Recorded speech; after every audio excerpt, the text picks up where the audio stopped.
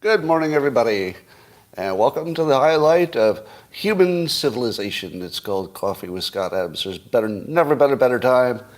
And if you'd like your experience to go up to, dare we say, UFO level, all you need is a cup or mug or a glass, a tankard, chalice, a stein, a canteen, jug or flask, a vessel of any kind. Fill it with your favorite liquid. I like coffee. Join me now for the unparalleled pleasure, the dopamine hit of the day. The thing that makes everything better is called the simultaneous sip. And it happens now. Go.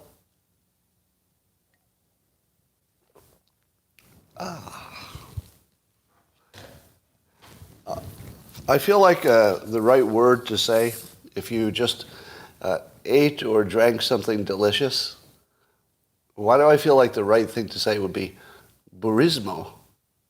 I don't know, it's the name of a Ukrainian energy company, but it feels like if that were a foreign language, you would sip it and you would say, burismo. I don't know, it just feels like the right word. But that's not why you're here. What you'd like to hear is this new study. Jordan Peterson tweeted it down today. That says oral contraceptives make you depressed. So oral contraceptives can make you depressed. Mostly the woman who's taking it, not other people around her, but other people around her too. They didn't study that, but I've got a feeling that the husband, not so delighted. So I think the oral contraceptive causes depression, possibly, according to one study, in the person who takes it, but I think they should study the husband. I've got a feeling that guy's not so happy either. Now, you know what I say about studies, right? What reliability should we put on a study? Hey, it's a study. It's science. It's all sciencey. Yeah, maybe 25% tops. So I would not say this is confirmed science. However, I remind you of my BS filter. Now, this is not a reliable filter, as in 100% reliable, but the one that I use is that if the science agrees with observation, I'm more likely to believe it. So, for example, the science that says cigarette smoking could give you lung cancer, well, I actually know people who smoke cigarettes and got lung cancer. I know one who didn't, who got lung cancer, but, the correlation seems pretty clear. So that's science that I largely believe, because in my real life, I can see it play out. But, and I would say that's the same for oral contraceptives. In my vast experience on this world, it looks true to me. I've seen people's personality change on oral contraceptives. In my opinion, just my opinion, I saw personality changes. So, I tend to think it's true, even if that study was not reliable. Daniel Penny was indicted for being white. Should I say that a different way? Or is it just so obvious I can just say it out loud? Is that obvious? Or do you think a black person would have been indicted for the same actions? Like exactly the same. Suppose it had been a black Marine and a black person he was subduing, and the person who was subdued died tragically. Would a black person be indicted for that? Do you believe they would? Because I don't believe they would. You know what I feel like the public has a right to know? I don't know if we have a legal right, but we have a moral and ethical right to know this. My understanding is that the indictment is because there was a grand jury. The grand jury, I understood, had 23 people, and they only needed 12 people to vote yes for indictment. 12 and 23. Wouldn't you like to know the racial composition of the 12? You don't think that's important? You don't think that for the safety and equity and protecting our constitutional rights, you should know if a situation that looks obviously racial, you don't want to know if the people who voted to indict were all black? I have no reason to believe they were. I have no reason to believe that white people didn't vote exactly the same as everybody else.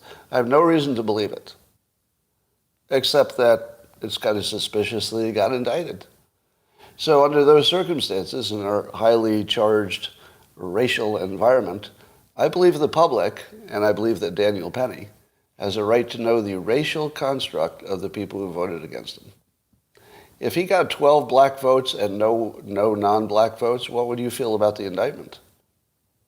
Would you feel that was our justice system doing its job? I wouldn't. I would think, obviously, that should be, I don't know, whatever you do if there's a bad indictment. But we don't know that. It could be that 100% of the people were white, and they just said, this is too far, and let the court work it out because it's not obvious at our level. It's not obvious whether it was a crime or not.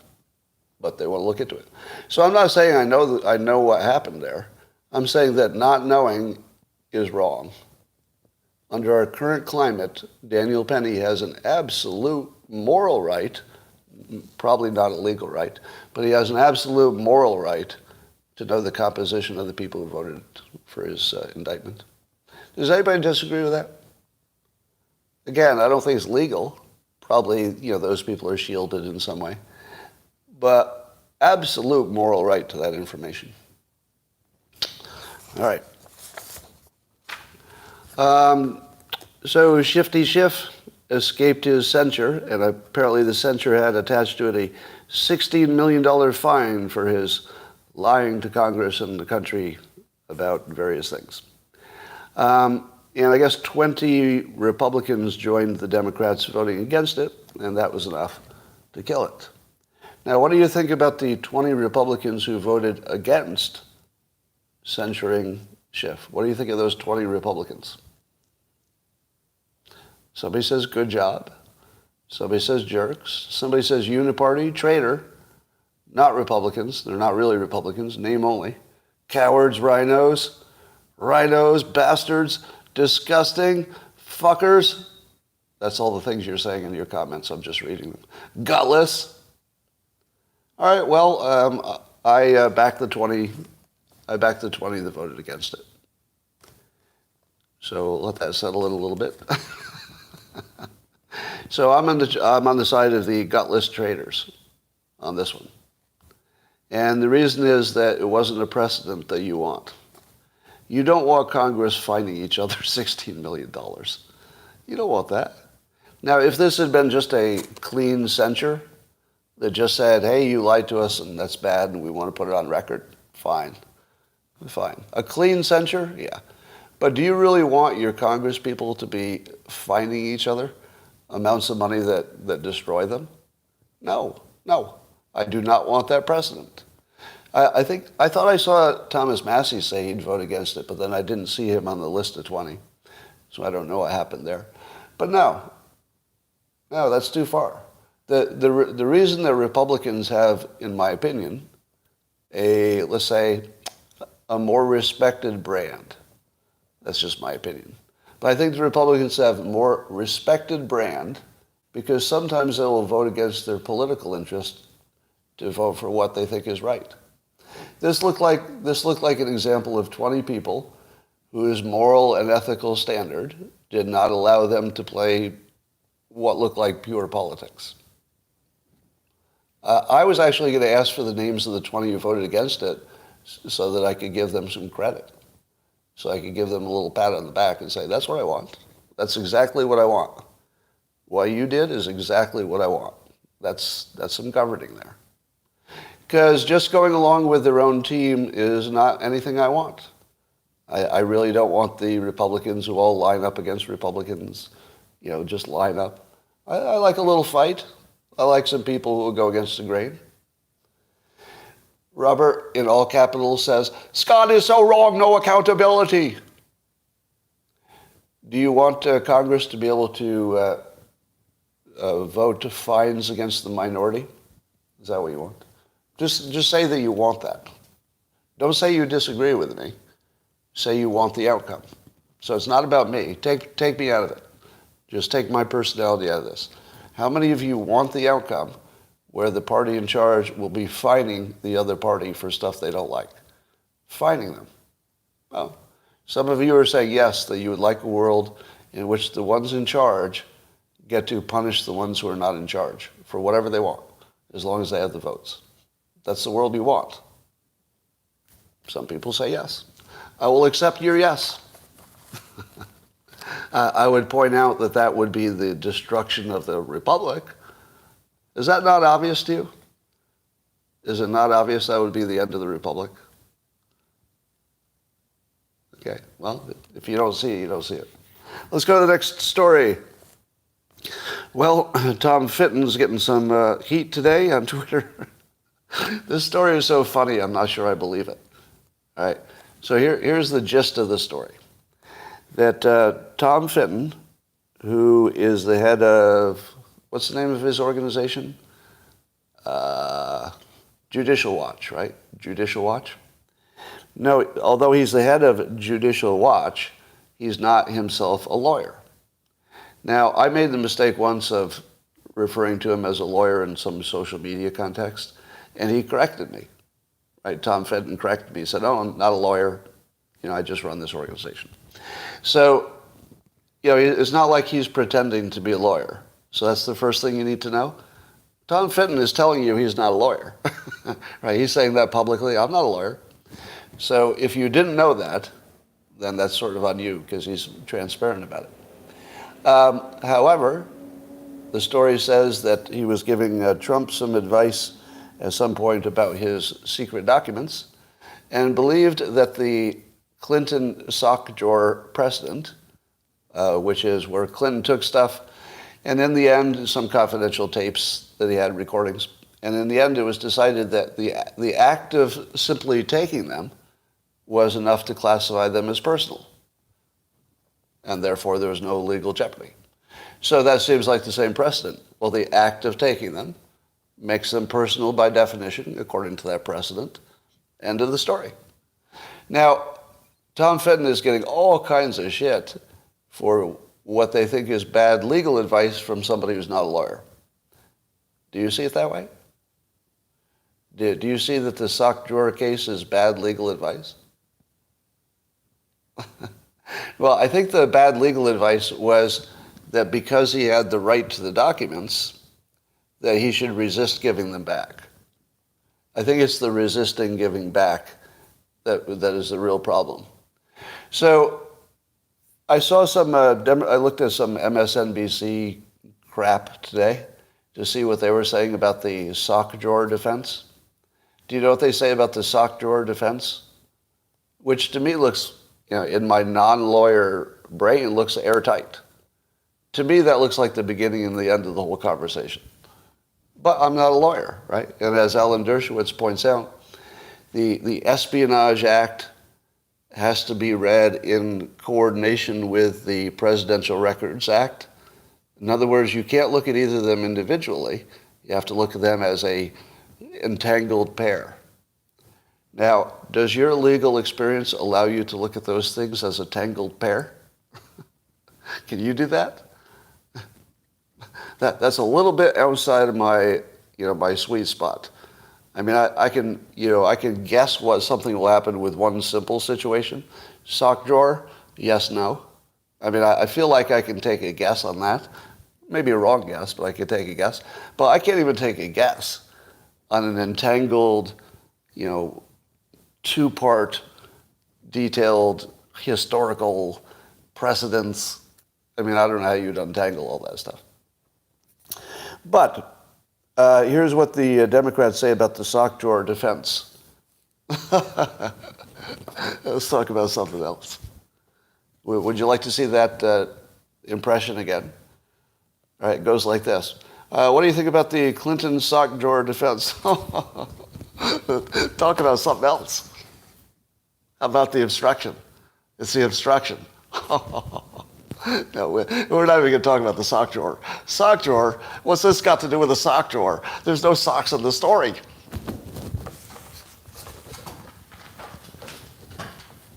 And then they act all weird like it wasn't a thing. But apparently even Jonathan Turley, a famously balanced and wise attorney. Once he saw the indictment, he said, whoa, there's more jeopardy here than I thought. Do you know what the jeopardy is that Turley saw that maybe he didn't see in the early reporting? The photographs of the mishandling of the boxes. So he thought, that, for example, the pictures of the boxes in a stage area and in a bathroom was just really damning. All right, what do we know about the boxes? Let's talk about what we know about the boxes. So we know that there was a photo of boxes in a bathroom, right? How many of the confidential documents were in those specific boxes in the bathroom? How many? Well, that's clearly in the indictment, right? Well, that's not being reported every day because that's such a big part of the story. The big part of the story is all those boxes. We've got a picture of boxes. So what's in them? What's in the fucking boxes? If you have not told us that those specific boxes have secrets in them, that's not part of the story. If it turns out that those boxes do have things that are classified, but if you and I saw them, we would laugh because they're not important, that's a big part of the story. Is there anybody who told you, yes, there were boxes in the bathroom, and there was a document in there, but it's sort of dated and old and doesn't matter, and the public already knew it anyway? Did you hear that? I mean, I don't know what's in the boxes, but I know that a photograph of fucking boxes doesn't put you in jail. You better do better than that. We know that most of the boxes were personal items. We've been sold on the idea that every one of those fucking boxes has secrets in it. The entire amount of secrets, who was it on Newsmax who did this? Give me the name of the host on Newsmax who showed the number of documents. I think there were 600 pages or something. Greg Kelly. So Greg Kelly did the visual persuasion very well, by the way.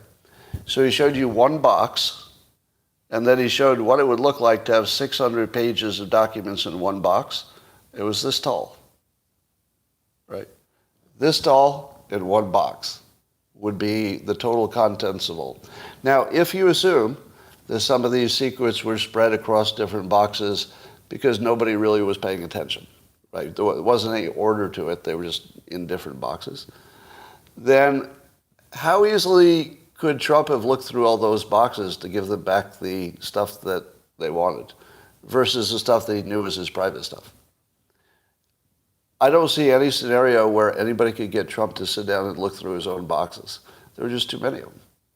You know, when does Trump sit there and say, all right, that document, how many more boxes? 500. All right, this one, I guess I keep this one. What's the next one? There's no way he actually looked through the boxes. And I don't think that anybody has told us which boxes had what, and they certainly haven't told us how secret it was. Every part of this is sketchy as hell.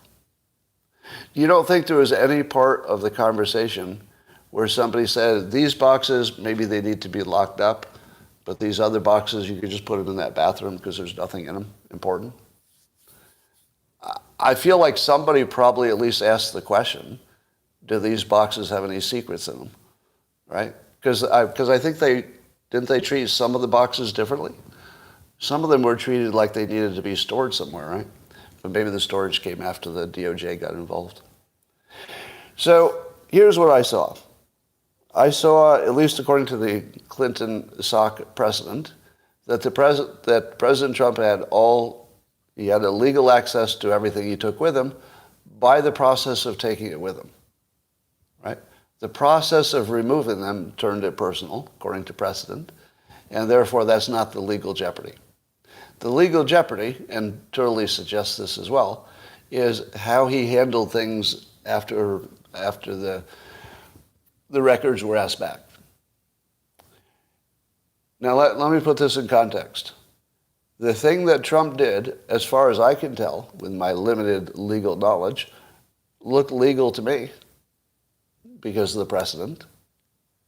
The part that he is in trouble for is obstructing the injustice of them asking for things that were legally his.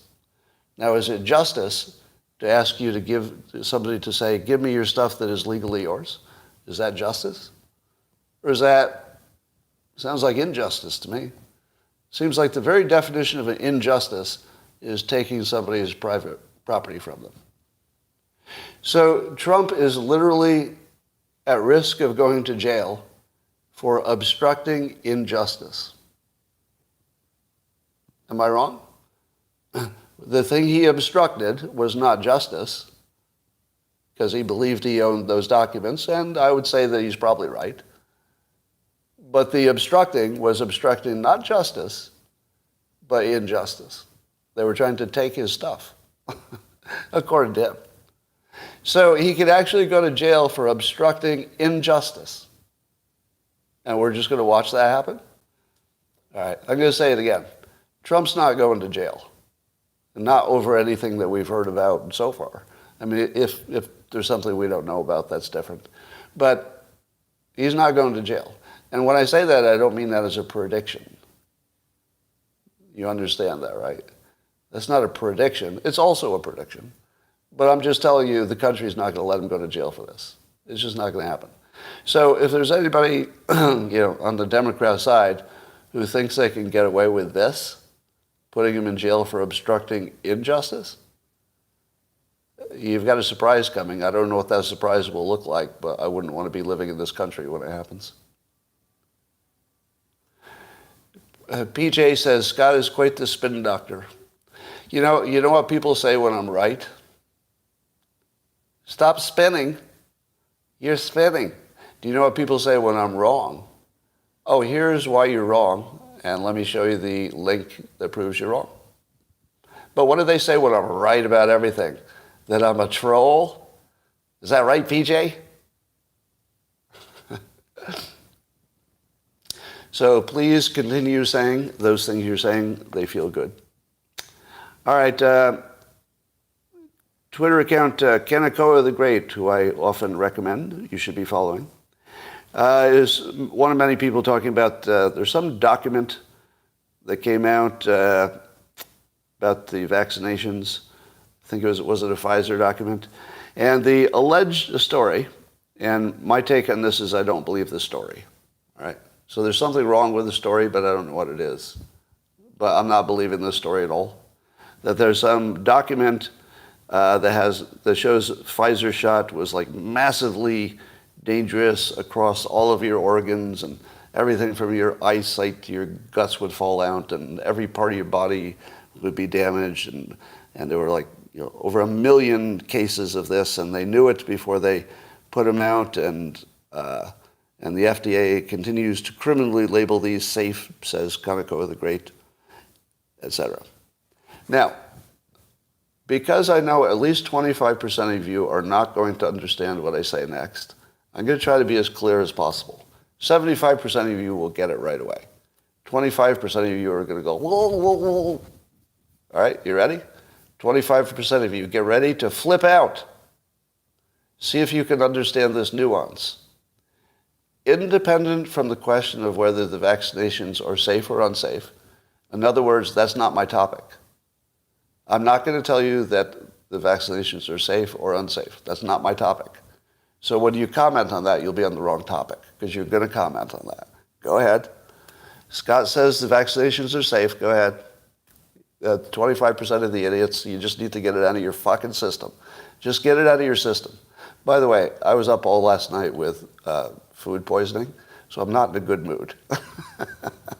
I'm not in a good mood at all. So all you fucking idiots who want to say that what I say next is supporting the vaccinations, just get it out of your fucking system. Just do it now, will you? All right. Here's what I'm going to say. I don't believe the study because it's too on the nose. Too on the nose. Doesn't mean it's wrong. Here's the part the 25% won't understand. They're getting confused already. That I don't know what is true or not true about vaccines. It's just that this information is just way too on the nose. That's all. There's something wrong. There's either some context missing, something, Now, again, there it is. Claude Adams debunked again. So all the 25% over there who fell for the 4chan hoax about my pandemic opinions believe that I was pro-vaccination. Do you want to admit it? Is there anybody here who wants to admit they fell for the 4chan hoax about my opinions? Go ahead, admit it. I want to see you admit that you actually believe the 4chan hoax. Go ahead. All right. So, somebody asked me what I ate. This actually is funny because I did it to myself. So I've been eating super, super basic and clean. Just like not even like much in the way of sauces or anything. I'm not even using soy sauce. Like I'm just taking it down to a basic, butter on a piece of broccoli and a piece of salmon sort of thing. And yesterday I decided, things were going well. And I wanted to experiment by doing a DoorDash of a local restaurant. And so I picked my favorite local restaurant. Got a meal that was amazing, like really just amazing. Because if you don't eat good food for an extended period, and then you put something delicious in your mouth, your head explodes. I don't know if you've ever had that experience. Like if you had dental problems and you couldn't eat for a few days, then the first thing you put in your mouth is like, oh my God, what is this? So I ordered some food, ate it up, and it was all, highly seasoned, spicy, and it just ripped my guts out. So it was a long night. Anyway, that's enough about that. Rasmussen asked this question, and what was the result? That's right, 25%. Do you need to hear the question? You already know the result because it's always 25%, or roughly. All right, here's the question. So the question was set up for this from Rasmussen. Vivek Ramaswamy said on Twitter, quote, "This is an affront to every citizen. We cannot devolve into a banana republic where the party in power uses police force to arrest its political opponents. It's hypocritical for the DOJ to selectively prosecute Trump, but not Biden." So 58% agreed with that. 50% of likely voters agreed with that. And how many people do you think strongly disagreed with the idea we should not be arresting political opponents? Yeah, 25%. It's exactly what you guessed before you even saw the question. That's how smart the viewers of this live stream are. They know answers before the questions, every time. All right. Well, California wants to make it illegal for a parent to refuse their kid's gender choice. Now, how many parents do you think agree with that? How many voters? How many voters in California do you think agree that a parent should not have the right to suppress their child's idea that they're a different gender? Yeah, 28% think it's abusive. 28% think it's abusive for parents to encourage their kids to stay with the gender identification with which they were born. 28%. All right. Which means that Californians overwhelmingly think the parents should be in control of that decision, and yet the legislation is moving forward. Just think about that. An overwhelming majority don't want this to happen in California, and it looks like they're going to do it. Going to do it anyway. So there's your government working for you. Now, I suppose the counter-argument for it would look like this. The counter-argument would be there is one situation in which the majority should be ignored. What would that be? And I'm not talking about national defense. I'm talking about a state. But within a state, there is one situation in which the will of the people should be completely ignored, even if everybody has the same information. I'm not talking about lack of information. What would it be? The will of the people should be ignored when? Exactly. Minority rights are involved. That is the one time that you want your leaders to overrule the majority. Because I'm not sure what majority of people would have ever voted for a lot of things which have made the country better in terms of minority rights. So I do think minority rights is the one time where I'll say, all right, maybe the majority isn't the best way to go on this one. But this particular minority that we're talking about is minors. Do you treat the minority of people under 18 the same? I mean, we have a pretty large precedent of not treating children as adults. I feel like we could stick with that. So I don't think this is so much that I don't think this falls into the protecting minorities category. To me, this looks like parents making a cost-benefit, risk-reward analysis, and somebody has to make the decision. Somebody makes it.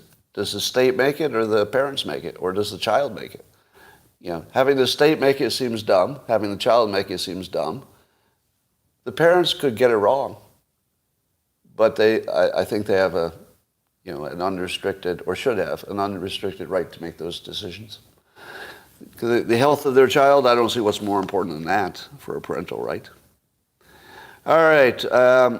I'm loving that CNN got all mad and they say it's outrageous, and that Fox has launched a, quote, sinister attack on Biden. Because they outrageously labeled, I talked about this and I wasn't even sure it was true. You convinced me it was, and now CNN says it's true, that Fox really did have a chyron, Fox News, labeling Biden a wannabe dictator who was imprisoning his political rivals. He was trying to arrest his political rivals. Now, here's what's funny about that. What's funny about it is it looked like a parody to me. I don't know who was thinking what. I can't read any minds, so I don't know what they were thinking when they did it. But to me, it looked like a parody. Because after years of Trump is Hitler, which CNN and MSNBC have been doing, with no shame whatsoever, he's a dictator, he's an authoritarian, he's the next Mussolini, dictator. I thought it was hilarious when Fox News used their technique against them. That's what I saw.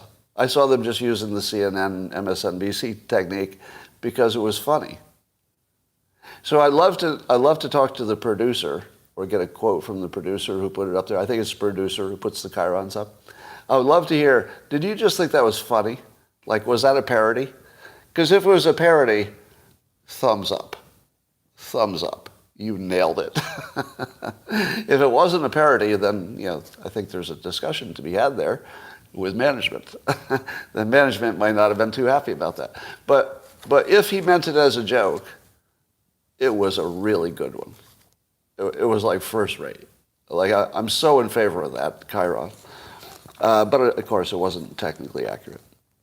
All right, Ukraine looks like it's devolved into a drone war. So all that equipment that you and I paid for to be sent over to Ukraine? We paid for it with our taxes. And all kinds of really good stuff, right? Lots of really expensive tank-like vehicles and all kinds of armored things that sit on the ground.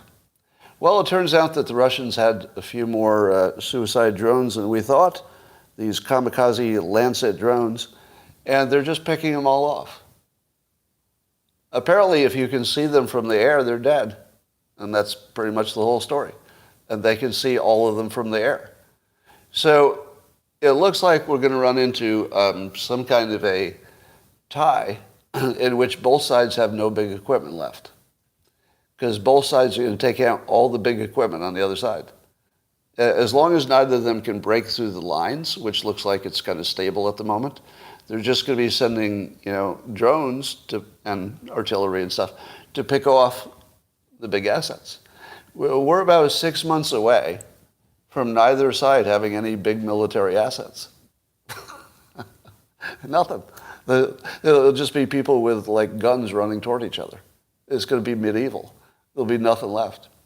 Now, I know what you're going to say. let me say the NPC thing before you did. All right? Here's the NPC thing. There is always a new weapon to thwart the old weapon. All right? Right? Somebody jump in. Say there's always a new way. You always think the tank will be the ultimate weapon. Then there's anti-tank weapons. And you think airplanes will be the ultimate weapons, but then there's anti-aircraft. None of that applies to drones. The thing that's different about drones is you can make them in bulk. You can make as many as you want. It doesn't matter how good the defense is. You can always make more than the defense can handle. Just economically, it's always going to be the better play. So I don't see that there's any future in which big pieces of assets win wars anymore. I think it's just going to be kamikaze drones as fast as you can produce them, and they just take out every tank and every big piece of equipment. Cyber warfare to take control of them? Well, good luck. Maybe. You know, I was told that the drones wouldn't work because of all the anti-drone technology. What happened to all that anti-drone technology? Yeah, I don't think anybody's going to do an EMP. Because the EMP, yeah, I don't see it. Don't see it happening. All right, fifth generation warfare. All right. Well, it's becoming like The Religion War, the book I wrote in 2004, in which drones are going to be the only thing, because they'll be so cheap and so plentiful that there's no technology that can stop them all. So they can get anything you want. Oh, Tom Brady in the football. Yeah, if we send Tom Brady over there, he can knock down drones with footballs. That could work. All right. Ladies and gentlemen, that's all I had today. Was there any story I missed? Anything happening that matters?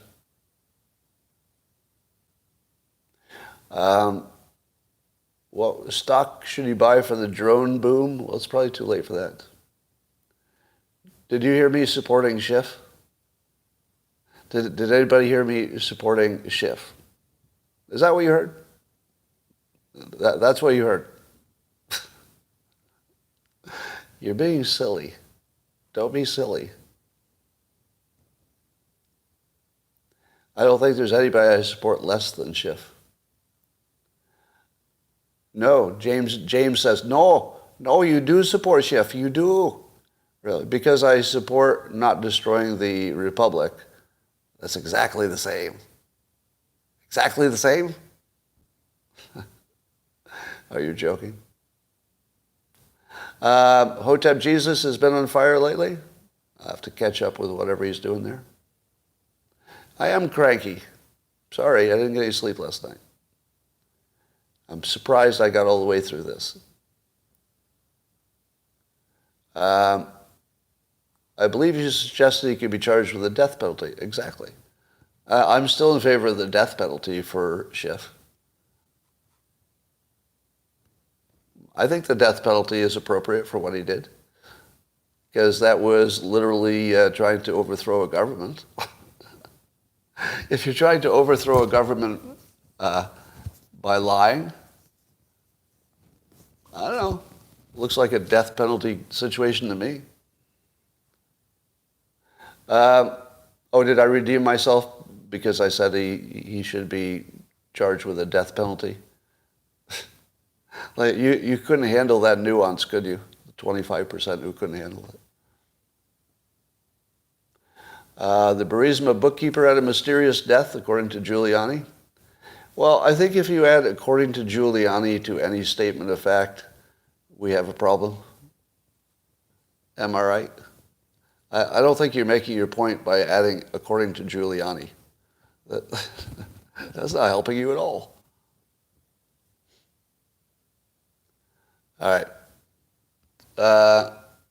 Hotep isn't taking prisoners.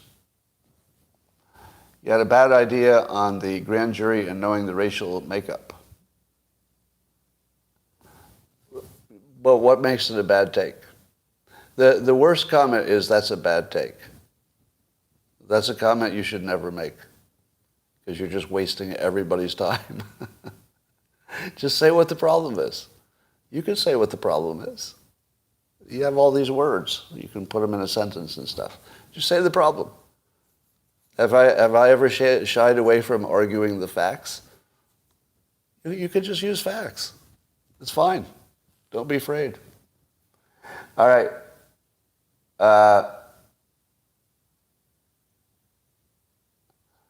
Boom, boom, boom. Anything else happening?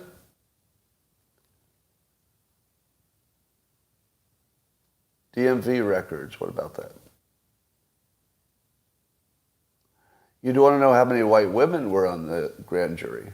Interesting. The Hatch Act.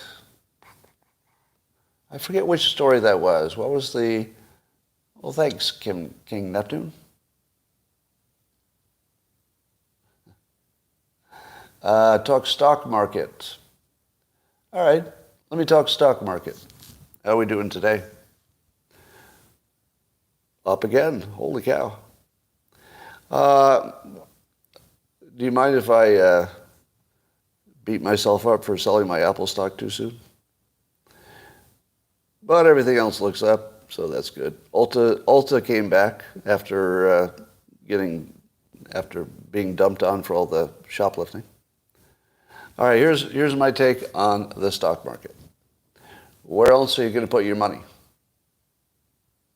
I think the stock market is benefiting from the where else are you going to put it?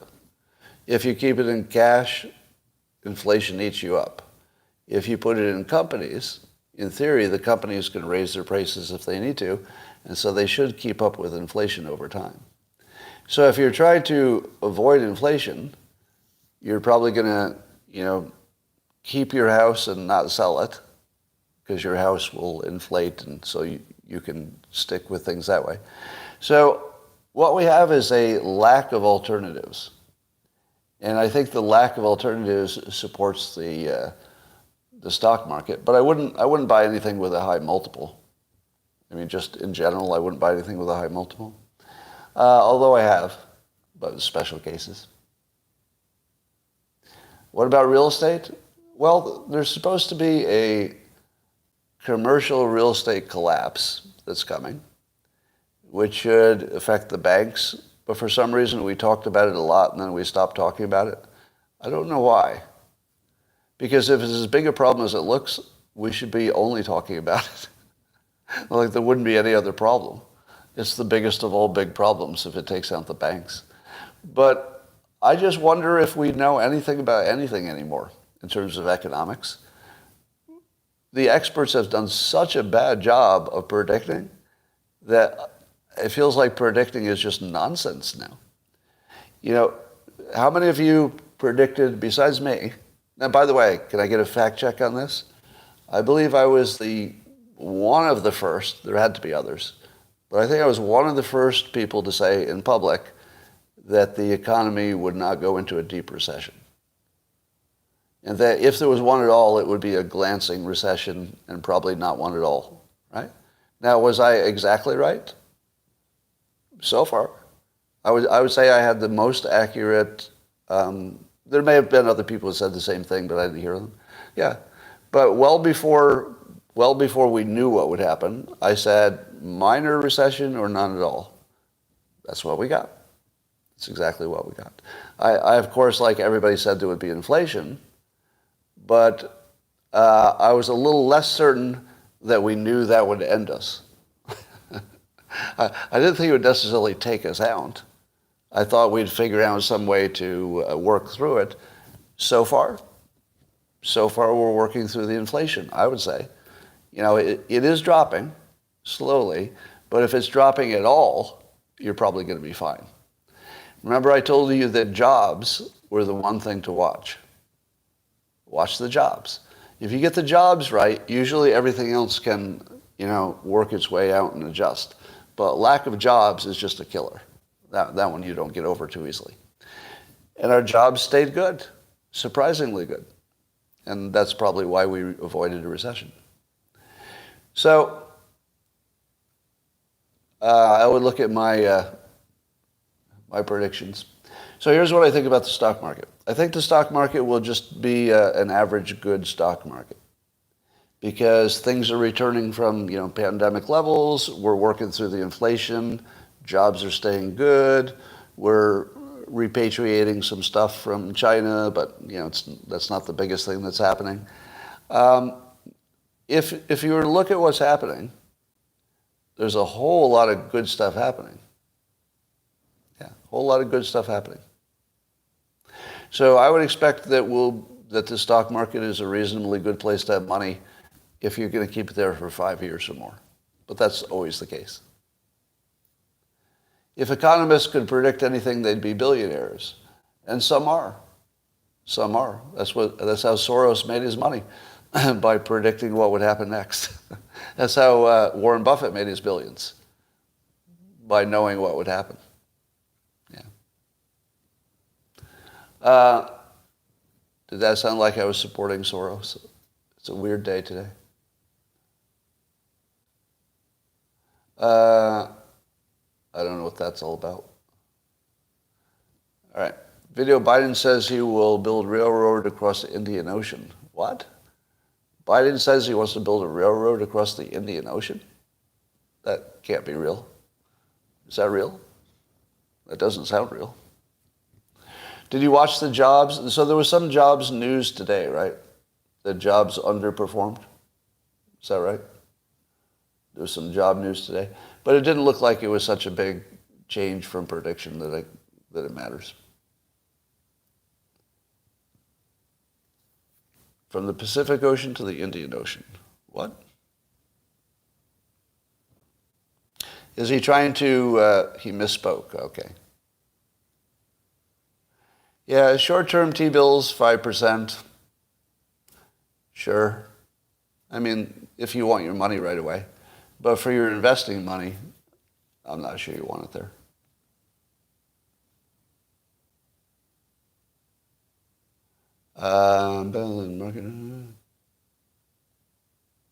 Yeah, my main investments are S&P 500 and the QQQ, NASDAQ.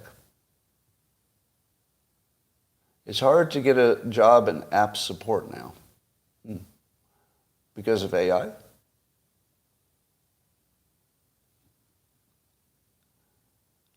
All right.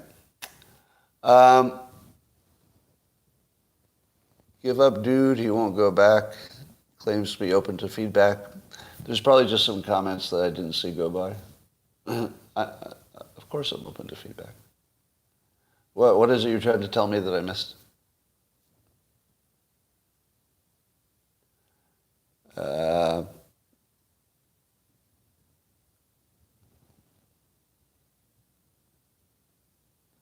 What's your you meant to say?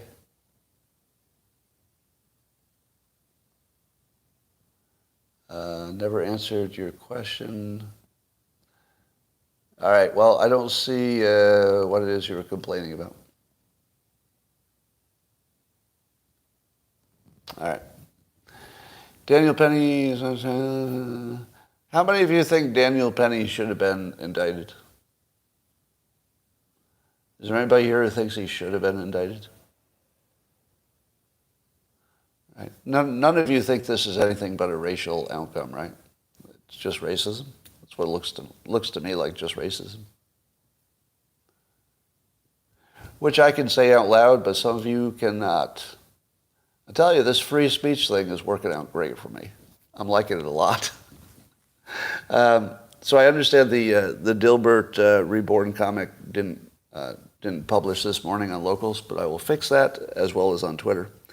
So if you want to see the new Dilbert comic that is far spicier than anything you've seen before, because it's behind a paywall, you can see it on Twitter if you subscribe to me, and you can see it on the Locals platform, scottadams.locals.com. All right. With inflation, Daniel Penny should be at least a nickel. All right.